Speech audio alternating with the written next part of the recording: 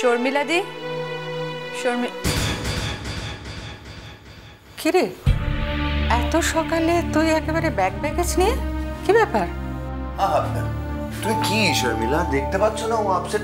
এসো এসো এসো এসো, ভেতরে এসো, বসো। তুমি আগে একটু বসুক, রেস্ট নিক, তারপর না হয় কথা হবে। বসো। শর্মিলা দি, আমি খানিকটা বাধ্য হয়ে তোমার এখানে এলাম। পরশুদিন কলেজের প্রোগ্রাম, আর এখন যদি লাস্ট মোমেন্টে আমি বলি যে আমি ওটা অ্যাটেন্ড করতে পারবো না, তাহলে তোমরা সবাই খুব ফলস পজিশনে পড়ে যাবে। আর আমার মনে হলো যে বিক্রমকেও জানানো দরকার যে আমি ও বাড়ি থেকে চলে এসেছি। ও, সেটাই আসল কথা। তা বিক্রম এসব জেনে কি করবে বলতো?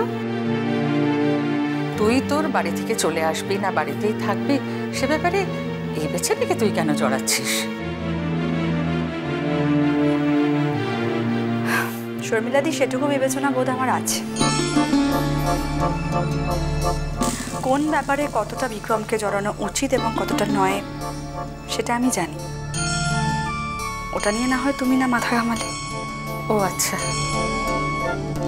না না শর্মিলা, মেম সাহেব যাই বলুক না কেন, আমি কিন্তু ওই মেপে চোপে অর্ধেক নয়, আমি ওর ব্যাপারে পুরোপুরি জড়াতে চাই।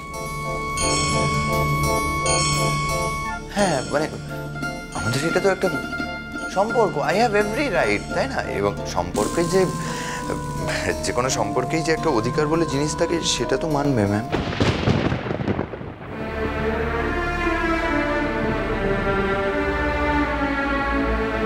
তুমি চিন্তা করবে তাই আমি বলতে এসেছি। যে কোনো কারণেই হোক আমি ও বাড়ি থেকে চলে এসেছি।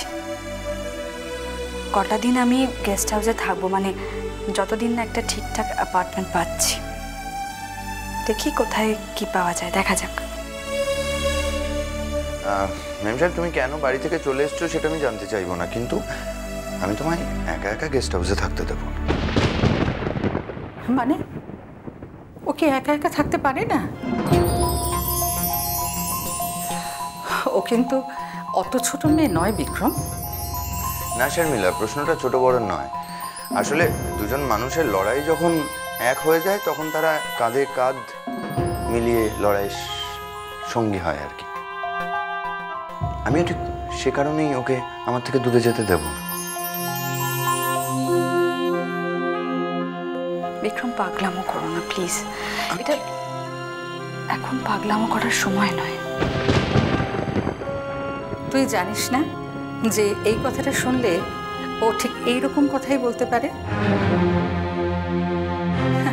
আমার না খুব আশ্চর্য লাগে রে, তুই এক এক সময় এমন ন্যাকামো করিস না, আমার অবাক লাগে। শর্মিলা দি, নিজের স্বার্থে ঘা লাগলে মানুষ রূপ বদলায় আমি জানতাম,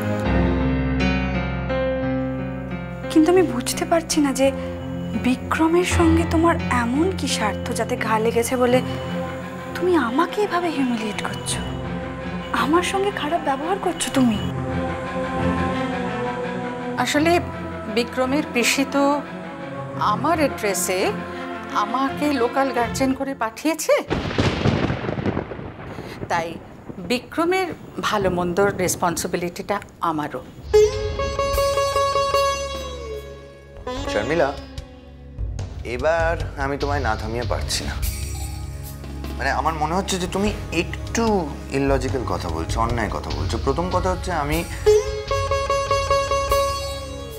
আমার পিসির কথা এখানে আসিনি, নিজের ইচ্ছে এসেছি। দ্বিতীয় কথা হচ্ছে যে তোমার গার্জেনশিপের আন্ডারে থাকার বয়স আমি পেরিয়ে এসেছি, সুতরাং এই দুটো কথাই আমার ক্ষেত্রে খাটেন।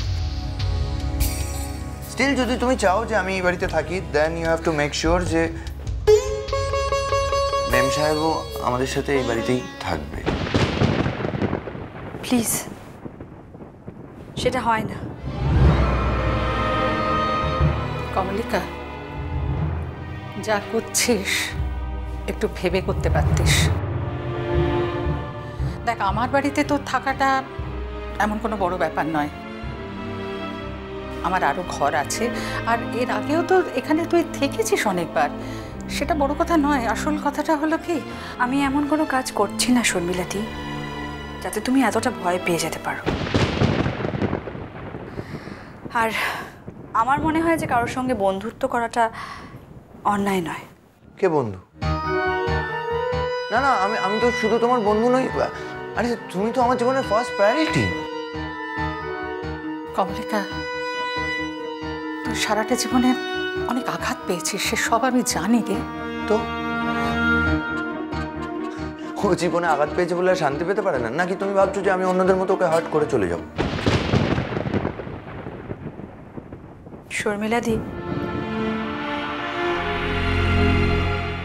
দুঃখ পাওয়াটা যদি আমার কপাল হয়, সেটাই যদি আমার ডেস্টিনি হয়, তাহলে সেটাকে তো কেউ আটকাতে পারবে না, বলো? ওটা নিয়ে আমি আর ভাবি না। বিশ্বাস করো, আমার আর কারোর থেকে কোনো এক্সপেকটেশন নেই, কারোর থেকে নয়।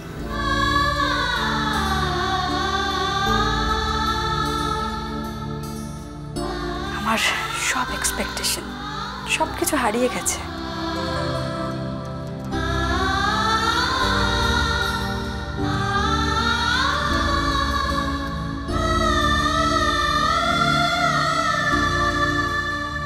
বলছি যে আমি কোনো প্রতিশ্রুতি দেব না, সম্পর্কে কোনো প্রতিশ্রুতি হয় না। সম্পর্ক ইটসেলফ ইজ আ কমিটমেন্ট। কিন্তু আমি শুধু মানে এইটা বলতে চাইছিলাম, ওই যে তুমি বলছিলে না যে তোমার জীবনে কোনো এক্সপেকটেশন নেই, যে কি হবে সেটা তো সময় উত্তর দেবে। আমি তুমি ঠিক করতে পারি না, তোমায় যেটা ঠিক করতে হবে যে আমরা এখন কোথায় যাও। আমরা না, আমি। তুমি যাবে না আমার সঙ্গে? তোমার মনে হয় আমি তোমায় একা যেতে দেবো? আমি তোমার কথা শুনবো, আমি দরজার বাইরে বসে থাকবো, তোমায় পাহারা দেবো, কিন্তু একা যেতে দেবো না। তুমি বুঝতে পারছো না কেন আমি আর একা নই? আর 2 দিন পরে কলেজের প্রোগ্রাম,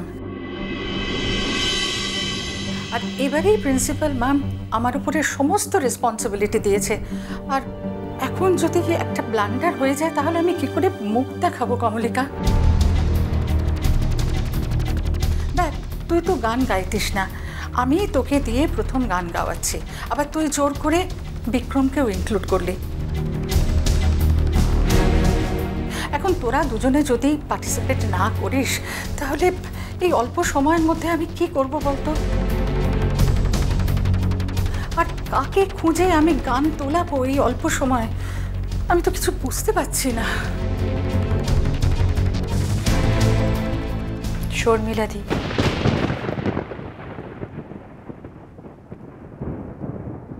তুমি এত ভেবো না।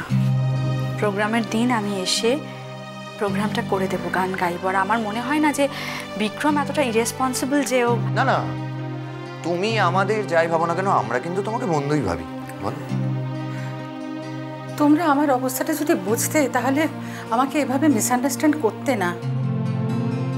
আর আমাদের সমাজটা তো জানো না, তাই। না না, দেখো, তুমি অন্য কিছু ভাবলেও আমরা কিন্তু আমাদের অবস্থান থেকে সরছি না, এইটা তোমার অ্যাটলিস্ট মাথায় রাখা উচিত।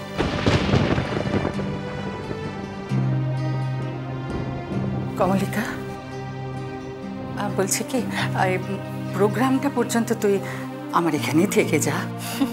আর এই 2 দিনে যদি সারা শহর তোলপাড় হয়ে যায়? রাইট রাইট রাইট, এই বলছি, যদি শহর তোলপাড় হয়ে যায় কি হবে? কি হবে? তোরা দুজন আমাকে নিয়ে মজা করছিস কর, কিন্তু তোরা কি এইটুকু বুঝিস না যে তোদের দুজনকে আমি কতটা ভালোবাসি? বুঝো না? আরে আমরা তো বুঝি, তার জন্যই তো তোমাকে ছেড়ে যেতে চাইছি না, কিন্তু তুমি কি বোঝো সেটা? হ্যাঁ,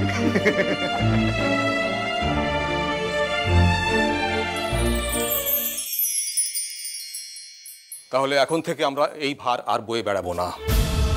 ওরা যখন জানতে চাইছে তুই ওদের বলে দাও সত্যিটা কি, ওরা জানুক। না বাবা, কি এমন কথা যা তুমি তোমার নিজের সন্তানদের কাছে বলতে পারো না? শুনতে তোমাদের খারাপ লাগবে, তাই আজ অব্দি আমরা এই নিয়ে মুখ খুলিনি।